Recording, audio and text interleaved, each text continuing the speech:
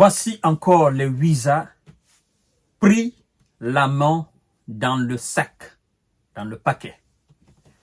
Qu'est-ce qu'il pense ou qu'est-ce qu'il pensait en organisant des actions pareilles tout près de la frontière aérienne russe? Mesdames et messieurs, vous voyez cet engin-là? C'est un engin d'espionnage de Wiza. Engin de reconnaissance et d'espionnage de Wiza qu'ils ont envoyé, pensant que la Russie n'avait pas la capacité de détecter cela. Ça fait rire. Et pendant que eux ils sont assis quelque part en train de piloter, les Russes les regardent en riant. Donc les Russes, ils ont fait la capture et ils ont tracé même, ils ont sorti les positions de cet engin. Ils les ont envoyés au Wiza, ils les ont montrés en leur disant, voyez ce que vous venez de faire, faites très attention. Parce que vous faites les choses, vous pensez qu'on ne vous suit pas. On vous suit à la lettre. Nous sommes quand même vos maîtres dans l'espionnage, dans le contre-espionnage. C'est nous qui faisons à ce que vous montez dans l'espace. Donc, dans ce domaine-là, nous vous dépassons largement. Faites très attention. Tout ce que vous manigassez, nous le savons. Mesdames et messieurs, il s'agit d'un drone d'espionnage. Nous allons voir tout à l'heure de quoi s'agit-il réellement. Mais avant tout, partagez la vidéo dans tous les groupes possibles. Je ne serai pas long. Activez la cloche de notification pour ne plus rater mes vidéos.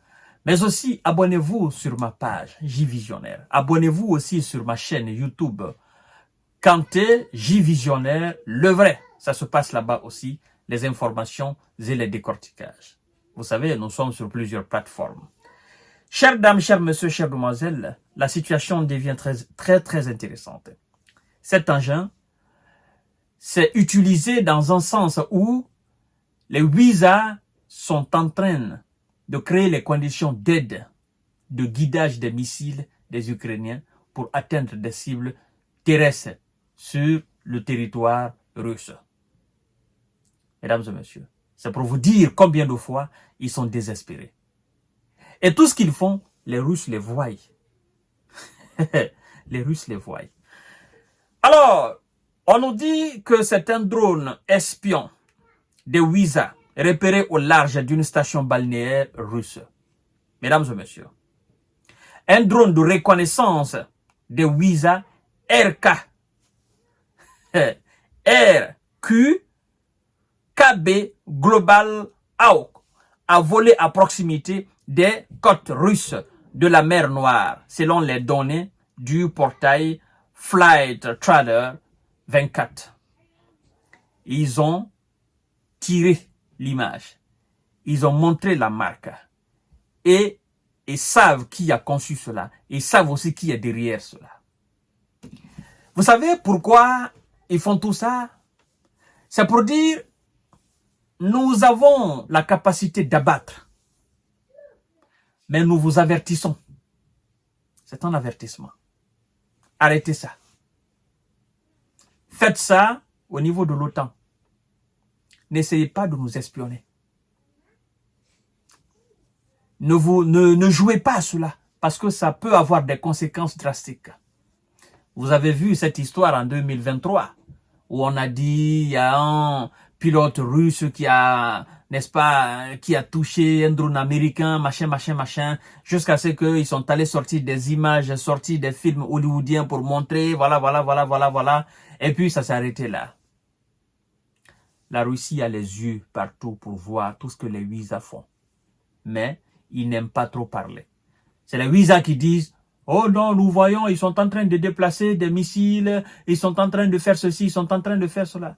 Ils font trop de bavardage. Mais la Russie voit. Et elle se tait. Elle sait ce qu'elle est en train de faire dans l'ombre. Mesdames et messieurs, partagez la vidéo dans tous les groupes possibles. Le site Flight Trader 24 montre qu'un drone de reconnaissance à haute altitude, RQKB Global Hawk, a longtemps survolé la mer Noire près de la station balnéaire russe de Sochi, en territoire de Krasnodar, ainsi que de la Crimée. Voilà. La carte montre que l'appareil a décollé de la base navale de l'OTAN à Sigonella, en Sicile. C'est-à-dire, comme vous voyez sur la carte là, eux, ils voient déjà là où le drone a décollé. Ils savent. Ils ont retracé, comme vous voyez sur l'image là, ils ont retracé tous les trajets du drone. Ils l'ont suivi du début jusqu'à la fin alors. Donc, ils pouvaient l'abattre, ils pouvaient le descendre. Mais c'est un signe, c'est un avertissement. Le fait de le montrer aux yeux du monde pour dire, voyez ce qu'ils ont fait, prochainement, nous savons ce que nous allons faire. Mesdames et messieurs, la situation elle est vraiment chaotique du côté des Alliés. Oui, du côté des Alliés. Parce que tout cela est fait pour faire du bruit.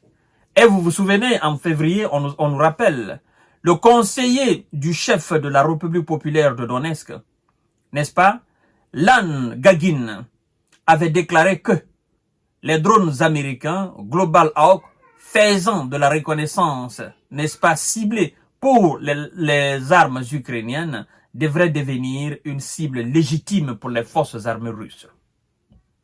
Ah, là, maintenant la situation, ça c'est depuis mois de février, il avait dit. Et jusqu'à présent, cette politique est maintenue.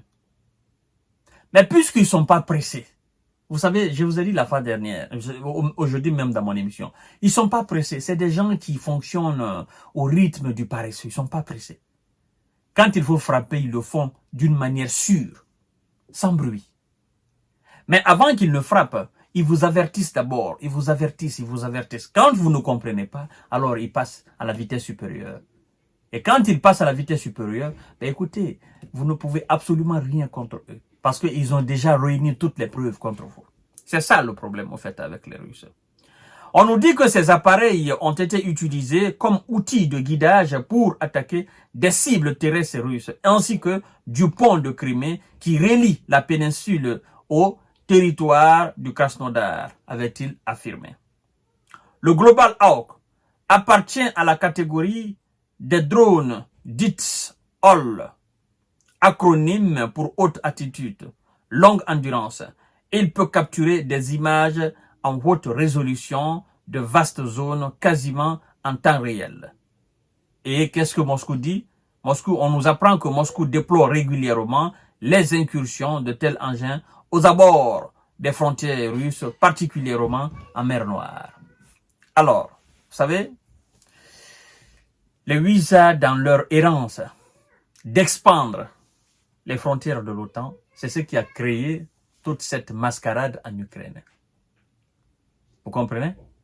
Et chaque fois, ils ne cessent de tenter d'espionner la Russie. Par contre, quand les Russes font, ça fait assez de bruit. La Russie a survolé l'espace aérien de Pologne. La Russie a survolé tout près, juste à la frontière Suède, la frontière Finlande. La Russie a fait ceci. Mais des informations pareilles, vous n'allez pas entendre dans les médias propagandistes, dans les médias occidentaux. Parce qu'ils se taisent là-dessus. Ça, c'est des informations révélées par des médias russes. Vous voyez leur hypocrisie? Quand c'est de leur côté, ils minimisent. Ah non, c'est rien, on le fait chaque fois, même si même les Russes aussi font. Mais quand la Russie font, ils amplifient cela. Ça devient un véritable problème d'État. Alors, le 2 poids 2 mesures, n'est-ce pas, dans ce métier, ne marchera pas. Mais les Ouïsa, vous êtes avertis. On vous a dit que ces drones de reconnaissance et d'espionnage qui servent encore de guidage pour les armes ukrainiennes pour atteindre des cibles sur le territoire russe, désormais feront objet de cibles privilégiées, n'est-ce pas, pour l'armée russe. Et donc, ils vont les abattre dorénavant. Et donc, vous êtes avertis.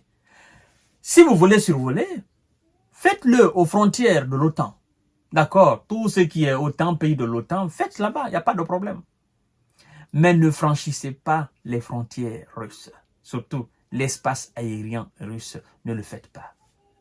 Parce que ces drones de reconnaissance et d'espionnage vont rencontrer dorénavant des missiles russes. Et ça va descendre. Je crois que ça va faire beaucoup de bruit, mais il n'y aura pas de réponse. Il n'y aura pas de réplique du côté des provocateurs. Parce que ça, c'est une nouvelle provocation. Alors, mesdames et messieurs, à tout à l'heure, parce que